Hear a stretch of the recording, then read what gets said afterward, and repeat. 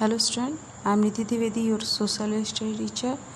Welcome to Genius Public Inter College Jhalwa. Hello student, मैं आपकी social study teacher निधि द्विवेदी। आज हम लोग मोशन ऑफ द अर्थ का दूसरा भाग पढ़ेंगे। कल हम लोगों ने क्या पढ़ा था, इसके पहले हम लोगों ने पढ़ा था कि मोशन क्या है, कितने प्रकार का होता है, और उसको हम लोगों ने जाना था कि मोशन दो प्रकार के होते हैं, एक होता है रेवोल्यूशन, एक होता है रोटेशन। तो हमने रोटेशन के बारे में पढ़ लिया था, आज हम लोग रेवोल्यूशन के बारे में पढ़ेंगे। ठीक है बेटा। The orbit is elliptical shape and it is 965 kilometre in length. देखिए, पृथ्वी जब घूमती है तो एक गोलाकार में पृथ्वी के चारों सूर्य के चारों पृथ्वी क्या करती है, चक्कर काटती है।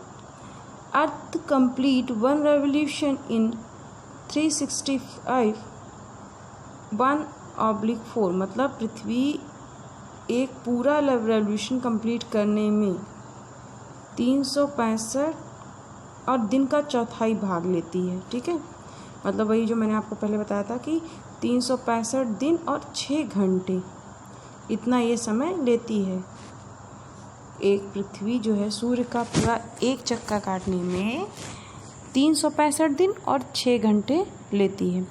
For convenience we consider 1 year to be of 365 days. The extra 6 hours added to a year after 4 years, this add up day in that year makes it is year of 360 days.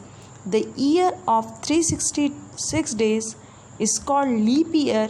In a leap year, the month of February has 29 days. देखिए, हमने बताया ना 6 घंटे extra लेती है। वो जो 4 साल जब 6 घंटे लेती है, तो जब 6 को हम 4 से गुणा करेंगे, मल्टीप्लाई करेंगे, तो क्या 24 आवर्स, मतलब एक दिन बढ़ जाता है 4 साल बाद। तो पृथ्वी कितना हो जाता है, 366, मतलब 366 दिन। और तब जो फरवरी होती है वो 28 के ना होकर 29 की हो जाती है। उसको हम लीप ईयर भी कहते हैं। हर 4 साल बाद एक लीप ईयर पड़ता है, क्योंकि हमारा 6 घंटे ऐड होते जाते हैं, 4 साल में एक दिन के बराबर हो जाते हैं। तो एक दिन क्या होता है, बढ़ जाता है। जो एक दिन बढ़ जाता है उसी को वो फरवरी में ऐड हो जाता है। कभी देखते होंगे आप 28 की और कभी 29 की फरवरी होती, यही रीज़न होता है। इसको हम लोग लीप ईयर कहते हैं। ठीक है।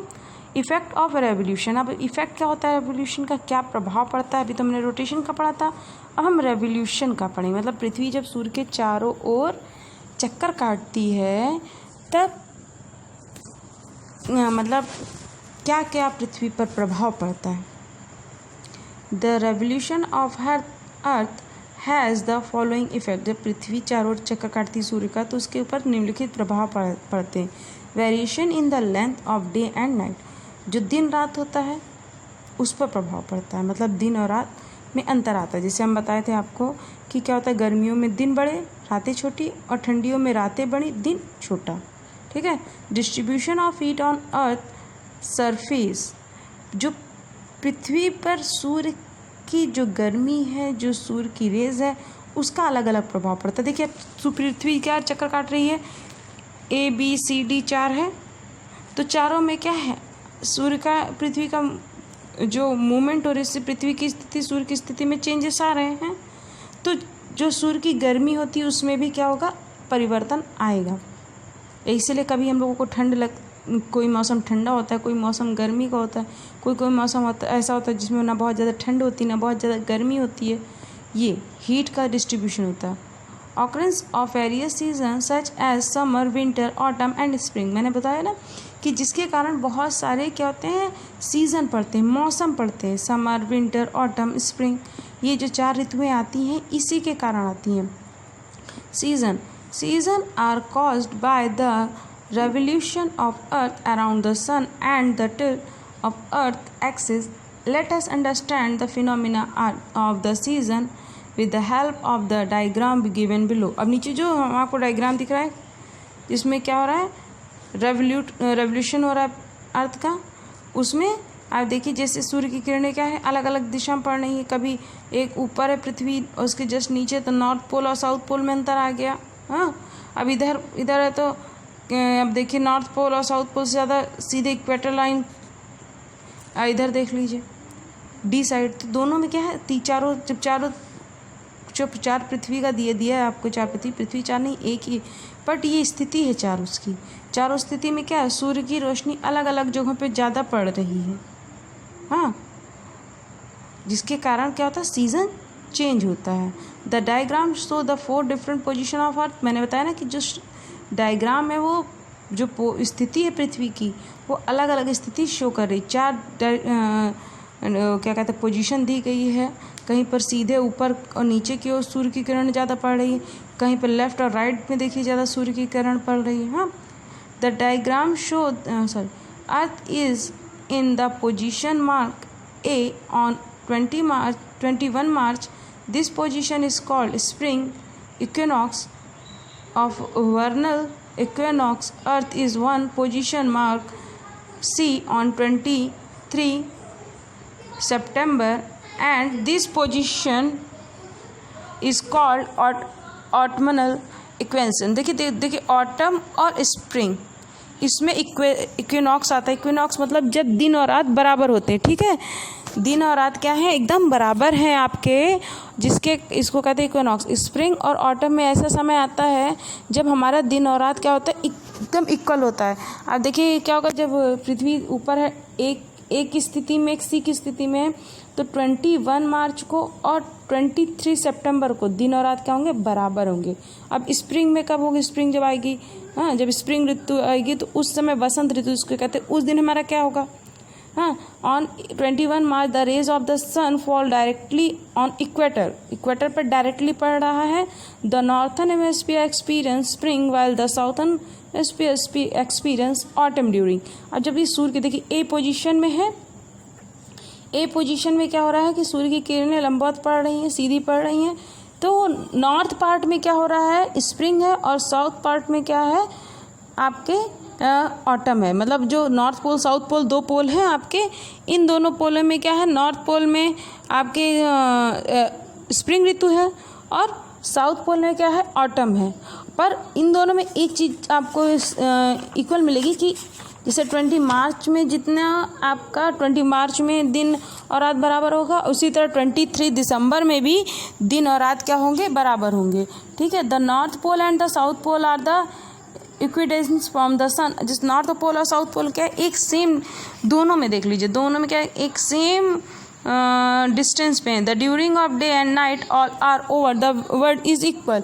इस दिन क्या होता है पूरे विश्व में दिन और रात क्या होते हैं बराबर होते हैं। ऑटम स्प्रिंग में क्या होता है बेटा, आप देखिए ऑटम लिखा है, नेक्स्ट पार्ट में आते हैं हम लोग। ऑटम देखिए अब यहाँ पे क्या, the northern pole and the southern pole are equal distance from the sun. जो नॉर्थ पोल और साउथ पोल है वो इक्वल डिस्टेंस में है। The during of the day and night all over the world is equal. जो दिन और रात होते हैं पूरे विश्व में एक बराबर होते हैं। ऑटम इक्वेंस, अब ऑटम में देखिए on 23 September once again the rays of the sun fall directly the equator। अब जब 23 दिसंबर होता है तो फिर भी क्या होता है इक्वेटर पर सीधे सूर्य की किरणें पड़ती हैं। जो इक्वेटर है जो 20 से पृथ्वी को डिवाइड करती है, इक्वेटर जिसको भूमध्य रेखा कहते हैं, भूमध्य रेखा पर दो बार ऐसा होता है जब सन की रोशनी जो होती, सन की रेस जो होती सीधे पड़ती हैं, जिसको इक्विनॉक्स कहते हैं, जिस दिन और रात बराबर होते हैं। तो पहला मैंने बताया आपको 21 मार्च को क्या होता है, 21 मार्च में आपका दिन और रात बराबर होता है, पर स्प्रिंग ऋतु होती है। और इस दिन क्या होता है ऑटम पड़ता है, हमारा बसंत ऋतु पतझड़ वाला सीजन होता है 23 दिसंबर। और इस दिन भी दिन और रात क्या होते हैं बराबर होते हैं। The southern hemisphere experience spring while the northern hemisphere experience autumns during this time. क्या होता है साउथ में तो स्प्रिंग रहता है और नॉर्थ में क्या होता है ऑटम रहता है। The north pole and the south pole are equidistance from the sun. फिर नॉर्थ पोल और साउथ पोल में क्या इक्वल होता है। The duration of the night and days are equal all over the world. फिर वही होता है जो मैंने आपको बताया कि भूमध्य रेखा से सूर्य की जो इक्वेटर है जिसको भूमध्य रेखा भी कहते हैं, सूर्य की रोशनी सीधे काटती है।